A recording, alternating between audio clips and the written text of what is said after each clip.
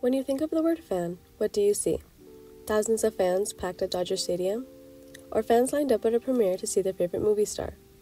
Or do you see boy band fans? Do you see screaming girls with tears streaming down their faces just to get a glimpse of their favorite artist?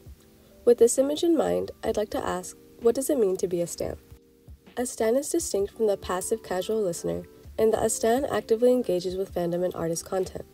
They seek other fans to interact with, and often dedicate social media pages to stan activities that are separate from their personal accounts. As Dare Edwards notes in Interrogating Tweendom Online, with media coverage of NSYNC fans in the 90s and Directioners in the 2010s, stan culture within the general stream of consciousness has been reduced to an abstraction that is strictly feminine and infantile. These tropes have since translated into perceptions of the Korean pop or K-pop fandom, especially with the spread of K-pop content throughout the internet. But what really goes on in these spaces that doesn't immediately meet the eye? Fandom is very politically engaged, and K-pop stans take it upon themselves to talk about real-world issues, such as cultural appropriation in their own online spaces. In recent years, many artists in the K-pop industry have been accused of cultural appropriation, leading to a divided discourse among K-pop stans over what is considered appropriation and how to hold K-pop idols accountable. K-pop stans online refer to cultural appropriation as taking on the styles of marginalized communities in a disrespectful manner, often without giving credit or regard to its originators. Within the context of K-pop, this is especially true concerning the appropriation of African American musical styles and dress. While some K-pop stans find it necessary to publicly denounce cultural appropriation, others will ardently defend their idols so as to not to tarnish their reputation. Through participant observation and semi-structured interviews, I discovered that K-pop stans feel socially responsible for criticizing cultural appropriation through social media. Whether consciously or unconsciously, K-pop stans use public forums such as comment sections to negotiate their identity as a member of the K-pop fandom. They assert their identity as something more than the crazed fangirl stereotype, capable of consuming K-pop content critically.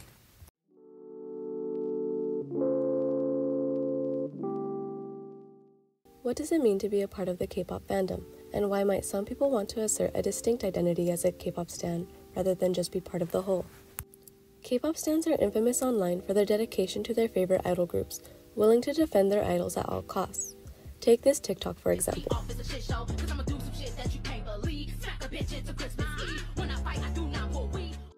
This TikTok alludes to K-pop stans' history of doxing, or revealing sensitive information about someone online such as full names and addresses. If someone is caught criticizing someone's favorite idol by the wrong K-pop stan, they might be doxxed. But this dedication doesn't just come out of nowhere. Rather, this dedication is meticulously calculated by Korean music companies to promote fandom engagement and fandom retention. Through meet and greets, fan signs, and contractual dating bans, Korean record labels sell a fantasy to potential stans, painting these idols as potential romantic partners or as entities meant to serve fans and fans alone. This fantasy fosters parasocial relationships and strengthens stans' devotion to their favorite K-pop idols, creating a fierce, formidable fandom.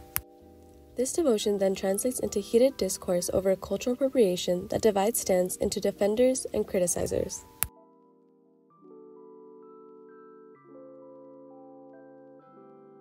The following tweet reads, "Some fans claim K-pop has derived wholly from black music.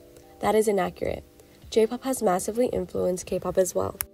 Another K-pop stan responds to this tweet with a video of the very first K-pop group, South Taejian Boys, performing entirely in blackface. Their response reads, "Mind you, this was the first K-pop group. This shows how K-pop has been trying to emulate black music since the beginning." I am going to highlight two commenters that respond to this interaction.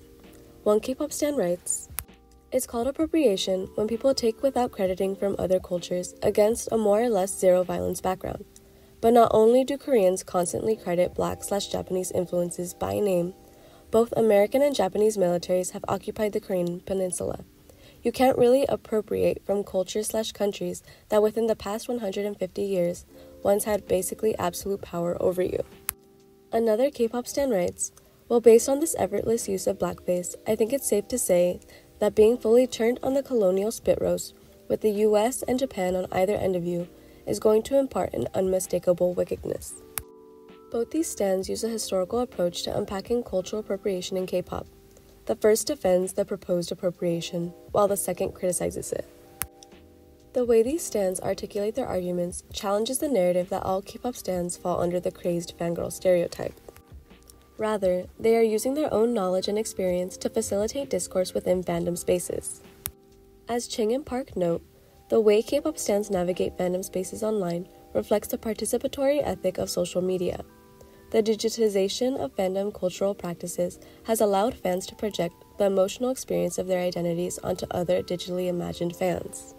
Online fandom spaces allow stans to absorb the opinions and reviews of other stans, which in turn may help shape their own opinions.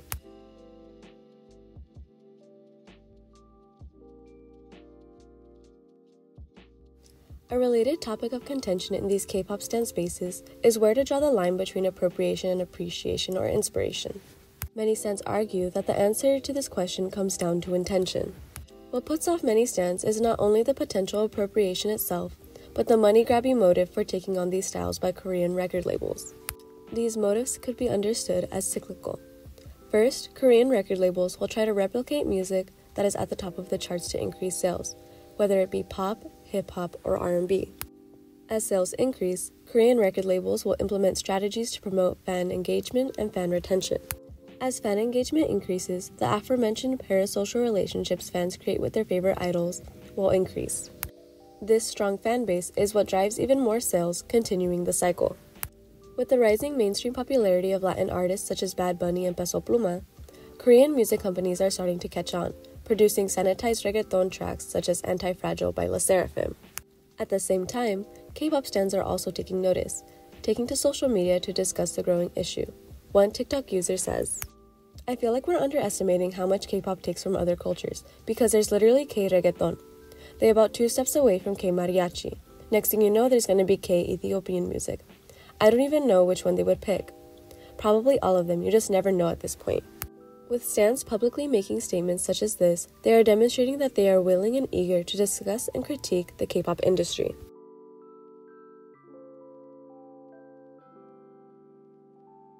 As we continue moving through a society that is increasingly dependent on entertainment and media provided by the internet, the presence of online fan communities has become integral to the social media space as a whole. K-pop stans should not be limited to the crazed teenage fangirl stereotype, as evidence has shown that K-pop stans are capable of consuming the content they love critically. K-pop stans are actively engaging in conversations of real-world issues within their own spaces. In a review of Mark Duffett's Understanding Fandom, an introduction to the study of media fan culture, B. Lee Cooper writes, "Fans are active rather than passive. They are multifaceted followers of famous beings rather than just monolithic zombies. They are aggressive investigators and critical commentators rather than just docile receptors." Hopefully, some part of this research is able to bridge the gap between academia and fandom culture. Just as academics engage in critical discourse in academic spaces, K-pop stans do the same, but within their own communities online through social media such as TikTok and Twitter.